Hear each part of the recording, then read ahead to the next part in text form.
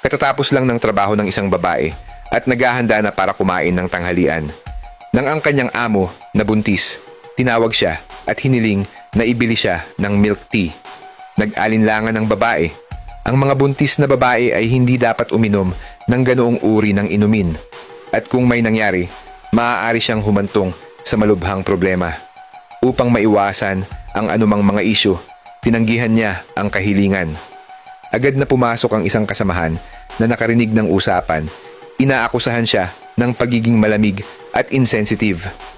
Maliit na pabor lang, masakit bang tumulong? Inis na sagot ng babae, kung masyado kang nagmamalasakit, bakit hindi mo ito bilhin para sa kanya? Nang makaramdam ng hamon, tumugon ka agad ang kasamahan, sige gagawin ko, at umalis para bumili ng milk tea. Ang amo ay nagpasalamat sa kanya. Gayunpaman, makalipas ang ilang oras, ang buntis na amo ay nagsimulang makaranas ng matinding pananaki ng tiyan at kinailangang isugod sa ospital. Sa huli, ang babaeng gumawa ng pabor ay pinanagutan ng lahat ng mga gastos sa medikal. Sa huli, ang babaeng tumangging bumili ay nagpatuloy lang sa kanyang buhay habang ang isa ay natuto na ang pagiging sipsip ay hindi laging mabuti. Minsan ang pagsisikap na maging masyadong sipsip ay maaaring dumating sa hindi inaasahan. Katatapos lang ng trabaho ng isang babae at naghahanda na para kumain ng tanghalian. Nang ang kanyang amo na buntis, tinawag siya at hiniling na ibili siya ng milk tea. Nag-alinlangan ng babae. Ang mga buntis na babae ay hindi dapat uminom ng ganoong uri ng inumin. At kung may nangyari, maaari siyang humantong sa malubhang problema. Upang maiwasan ang anumang mga isyu, tinanggihan niya ang kahilingan. Agad na pumasok ang isang kasamahan na nakarinig ng usapan.